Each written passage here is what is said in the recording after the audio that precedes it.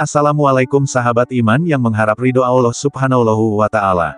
Bagi setiap muslim, berkewajiban mendekatkan diri kepada Allah agar meraih rahmat dan keridhoannya. Dalam sebuah hadits qudsi disebutkan, pendekatan diri hambaku yang paling aku cintai, adalah dengan sesuatu yang aku wajibkan padanya. Dan jika hambaku senantiasa mendekatkan diri dengan nafilah ibadah tambahan, sehingga aku mencintainya, hadis riwayat Bukhari. Maka dari itu, untuk menjadi kekasih Allah ada amalan-amalannya, dan akan dijelaskan oleh guru kita, Gus Baha, yang dimuliakan Allah Subhanahu wa Ta'ala. Sungguh-sungguh Allah sangat ridho ketika seorang hamba itu makan ketika sesuap nasi dia muji Allah, ketika minum seteguk nasi dia muji Allah. Itu kalau orang diridhoni Allah itu wali betul.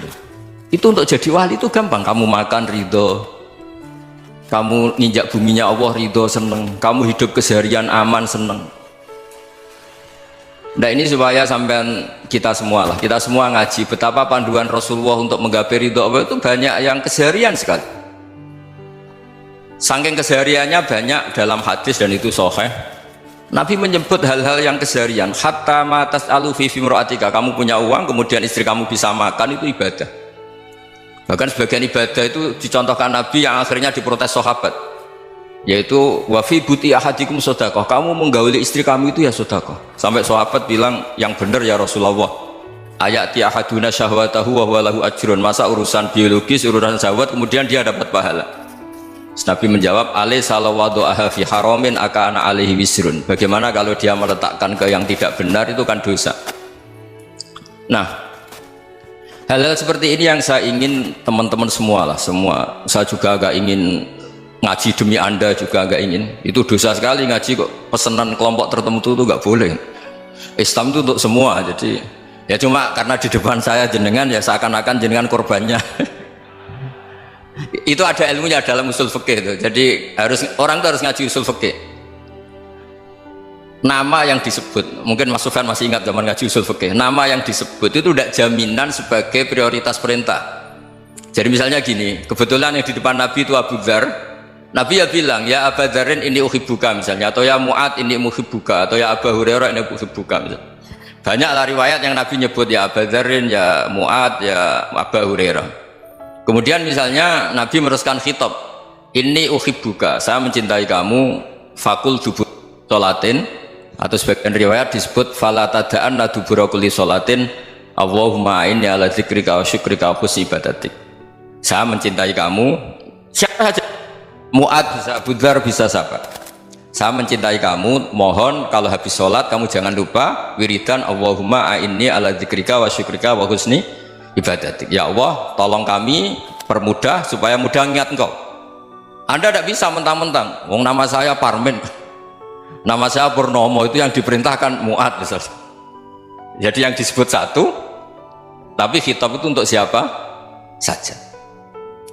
Saya teruskan ya. Jadi saya mohon semua kita melakukan kebaikan itu, kalau dalam kaidah fikih disebut al yakin la yuzalu bisyak. Banyak kebaikan yang kebenarannya itu 100%, tidak punya efek samping ke pihak lain, ke kelompok lain, ke komunitas lain.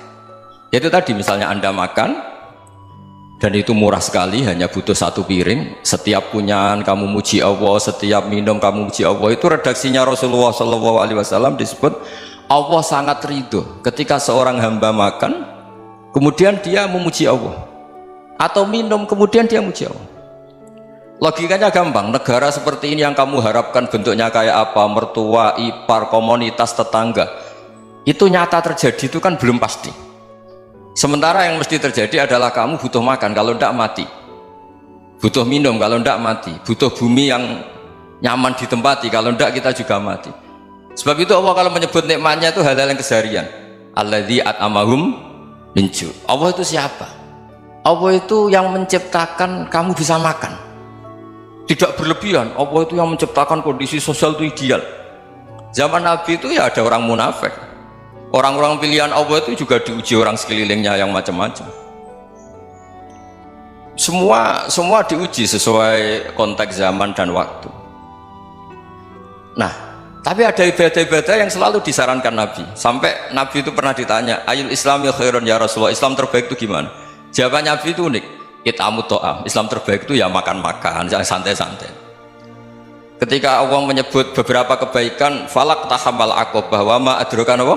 Mal aqobah. Terusannya apa? Fakku rokobah. Terusannya apa? Au it'amun fiyaumin di masubah. Ya itu acara makan-makan itu juga Islam. Kenapa? Ya bayangkan kalau tidak ada makanan, kita mati kan?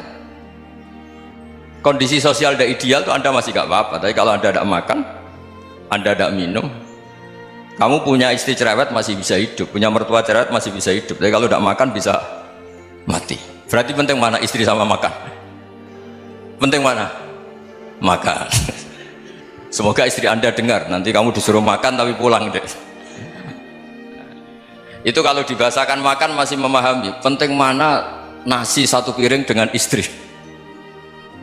Nggak ada nasi mati, nggak ada istri belum mati. Penting mana? Gak berani jawab kan? Nah, ternyata Anda ada garang kan di depan istri. Jadi saya mohonlah, mungkin Mas Sufyan Sauri tadi yang bisa bantulah teman-teman tuh ngaji yang keseharian saja. Karena kita nyari ridha Allah itu berdasar firman Allah, dan firman Allah itu menyebut keseharian tuh riang gampang. Yaitu tadi misalnya wa min ayatihi manamukum billaili wan nahar. Termasuk ayat-ayat Allah itu kamu tidur. Maka dulu itu ada guyonan, ada tokoh Mu'tazilah, kelompok dalam Islam yang berpikir manusia itu bisa menentukan ikhtiarnya sendiri. Karena saya bisa duduk, duduk, ingin berdiri, berdiri. Karena kelompok ini nggak terima kalau semua kehendak Allah, nanti bagaimana kalau semua kehendak Allah kok ada hisab ya, ada sanksi. Lucunya itu dia akhirnya, ini cerita ya, mencintai seorang perempuan cantik sekali, dan itu dia menjadi ahli sunnah itu oleh hal-hal yang sepele. Karena istrinya cantik, ya namanya suami istri hubungan intim. Terus ditanya, Mas masih ingin lagi? Masih. Silahkan diulang lagi. Wah ya tidak bisa. Katanya manusia bisa menentukan yang diinginkan. Itu tobat itu. Itu nggak bisa ditobatkan Mas Sufyan Ats-Tsauri. Orang cantik yang mudah nobatkan orang itu orang cantik. Segampang itu. Akhirnya kita tahu, makanya kalau dalam kitab hikam itu disebut al-aqil mayakul madza yaf'alu wa hubi wal ghafil mayakul madza af'al.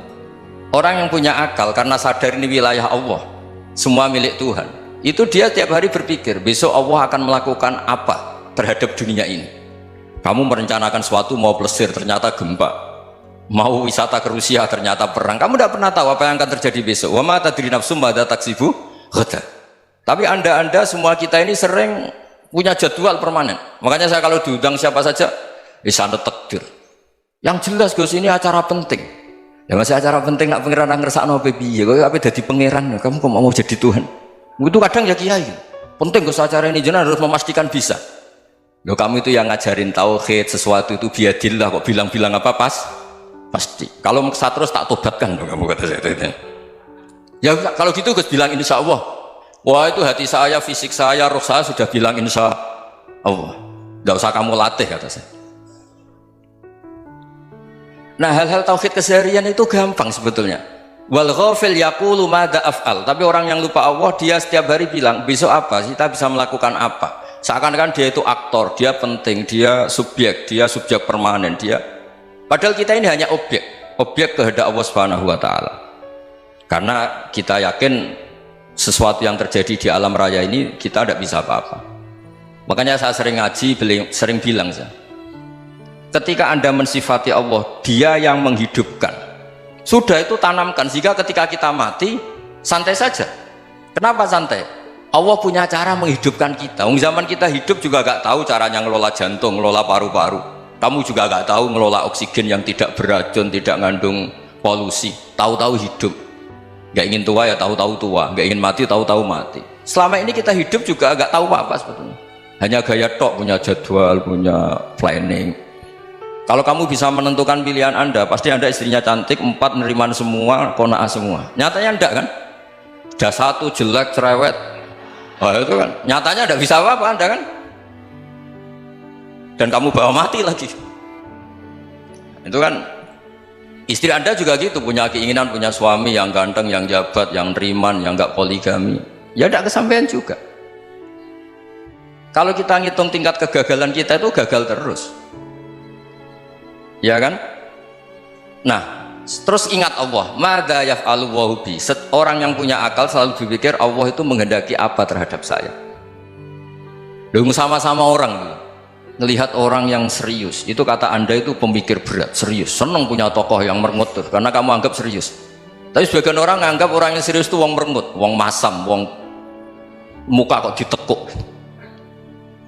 Jadi sama itu hati ya muqallibal qulub tsabbit qalbi ala dini, karena kita nggak tahu cara berpikir kita tentang orang lain, tentang sekeliling kita. Misalnya kita orang baik yang jenis ngurumat fakir miskin, ada orang bangun masjid mewah itu janggal. Apa artinya masjid mewah kalau banyak orang kelaparan? Tapi kalau yang jenis pendidikan, apa artinya masjid mewah kalau tidak bisa ngaji? Nanti yang jenis infrastruktur, apa artinya ini kalau semuanya punya sudut pandang yang berbeda-beda. Dan Islam mengapresiasi semua kebaikan. Tapi katakan semua kebaikan itu adalah kehendak Allah Subhanahu wa taala. Karena apapun baik Anda itu pakai fasilitas yang diberikan oleh Allah Subhanahu wa taala. Sehingga ini yang disebut kulillah sumadarhum fi khawdihim yal'abun. Ya kembali tadi ke tema-tema bahwa keseharian Anda ini sudah Islami. Saat Anda tidak bisa melakukan apa saja. Saya sering ada jenazah, biasanya kalau tetangga meninggal saya sering disuruh ngelepas. Saya bilang orang ini baik karena sering ngelamun di rumah, sering nganggur di rumah. Ditanya sama anaknya, kenapa Gus nganggur baik? Ya kalau dia nganggur artinya juga agak berbuat sesuatu yang maksiat kan? Ya kan, orang nganggur di rumahnya ya tidak bunuh orang, tidak maling, tidak korupsi, ya namanya nganggur di rumah. Lah cuma istri cara pandang nganggur gak menghasilkan uang gitu, tapi juga gak menghasilkan kriminal kan. Jadi sebenarnya Islam itu cara, makanya kalau sampai ngaji usul fikih itu ada kitab usul fikih namanya Lubul Usul, itu terkenal sekali di pesantren itu kalau ngapresiasi keseharian itu luar biasa. Izma min mubahin illa wa yatahaqqaqu bihi tarku haramimma, karena keseharian yang mubah saat Anda lakukan itu ada kehebatan yang luar biasa, yaitu meninggalkan haram. Makanya dulu banyak orang-orang alim ketemu temannya itu guyon sampai semalaman. Itu biasanya yang semangat Islam itu, kiai kok tidak tahajud, kiai kok tidak witir. Orang yang sedang mapan uangnya banyak, malam itu tidak kelayaban itu sudah luar biasa. Melawan nafsu supaya tidak maksiat itu sudah luar biasa. Supaya lupa guyon sama temannya semalaman sampai subuh. Gejolak-gejolokan ngenang zaman miskin, zaman kuliah nggak jelas, zaman apa. Melihatnya jangan tarkut tahajud seperti ini, meninggalkan tahajud, tapi meninggalkannya ini talkul muharramat. Jadi kayak apa hebatnya? Sehingga Imam Ghazali punya riwayat yang agak unik. Hatta takuna ibadatu akhiri hadil ummah iku an-naum. Sehingga suatu saat ibadah terbaik umat ini itu tidur. Itu kan riwayat kontroversi. Ketika Imam Ghazali tanya, kenapa iya? Kenapa kamu mulai keluar dari rumah itu sudah banyak maksiat, melihat perempuan yang enggak mahram, melihat fenomena. Tapi kalau kamu tidur itu enggak melihat apa-apa. Tapi juga kamu jangan nganggap tidur itu ibadah betul. Saatnya melakukan fardu ain malah masih tidur. Tapi itu sudut pandang yang menjadikan kita Islam itu gampang. Jadi saat Anda tidak bisa aktivitas apa-apa, misalnya ada beberapa orang yang lumpuh. Lumpuh itu memang nggak bisa Jumatan, nggak bisa ibadah, tapi dia juga nggak bisa maksiat. Tidur itu memang Anda saat itu tidak bisa tahajud, tidak bisa witir, tapi saat itu ada zina, ada maling, tidak gosipkan orang, tidak bully orang, tidak menanamkan kebencian, tidak hasud. Sehingga tidur menurut Allah Ta'ala wa min ayatihi manamukum billaili apa? Wan-nahar. Karena di tidur itu selain ada unsur istirahat, jaga kestamina, juga ada unsur meninggalkan beberapa keburukan. Nah saya mohon ibadah yang keseharian ini kita jaga supaya kita semua baca ayat itu fasih itu tertanam di hati. Allah itu siapa?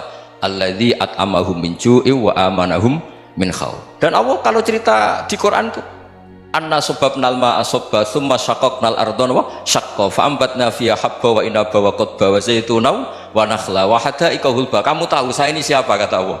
Saya ini adalah Tuhan yang menurunkan air, kemudian ada tanaman banyak, habba wa inaba wa qadba, ada zaitun, ada tin, kalau orang Jawa mungkin ada tela, ada padi, ada mangga, ada pisang. Sudah, wa inaba wa zaituna wa nakhla wa hada'iqa hulba, ada perkebunan yang lebat. Tujuannya apa? Mata Allakum, silahkan kamu pakai, kamu nikmati. Tapi karena kadang kita ini punya ide-ide besar, tadi untuk syukur saja nunggu punya istri riman, rumah baik, tetangga baik, komunitas baik, semuanya baik baru syukur. Lama-lama nanti ada di surga, syukurnya nunggu surga paling kelas A. Itu sudah ada yang menghuni Rasulullah, kamu nggak boleh di situ. Masa untuk syukur saja repotnya, masya Allah. Jadi mohonlah Quran yang kalau anda hafalkan juz amma itu kan ada ayat-ayat yang kayak tadi. Ya, fal yang dzuril insanu ila to'ami. Coba lihat apa yang kamu makan ya, dari mana, dan untuk mempertahankan hidup kamu keseharian. Jadi jangan kira ibadah itu harus membentuk komunitas yang versi anda, ibadah itu harus yang hal yang mulu-mulu. Kesehariannya anda alami. Loh, ini saya tidak bikin-bikin, saya ngaji bukan karena berdasar pesanan. Itu ayat yang saya baca kan betul ada ayatnya kan, fal yang dzuril insanu ila to'ami anna sobabnal ma'a sobba thumma syaqaqnal ardo syaqqa fa ambasna fiha habba wa inaba wa qadba wa zaituna wa nakhla wa hada'iqa ghulba. Terusannya apa? Mata al lakum, silakan kamu nikmati. Mata itu silakan kamu nikmati. Ya kayak sampean dikasih hidangan ya makan. Ya sudah makan, habis makan ya minum, habis itu ngantuk ya tidur. Ya sudah normal-normal saja. Kayak apa indahnya Islam.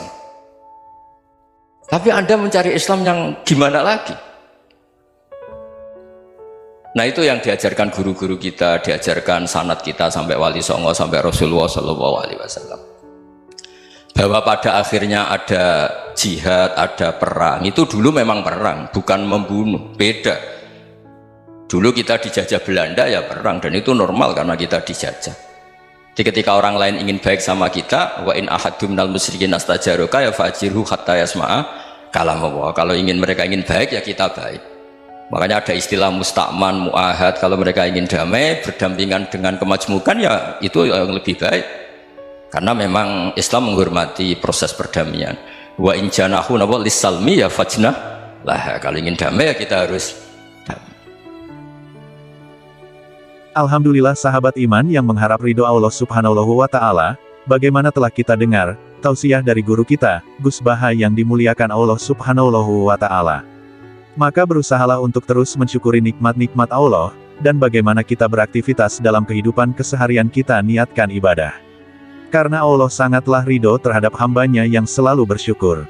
Semoga Allah Subhanahu wa Ta'ala memberikan kita kepahaman. Subhanallahi wa bihamdihi, subhanakallahumma wa bihamdika, asyhadu alla ilaha illa anta, wa astaghfiruka wa atubu ilaik. Wassalamualaikum.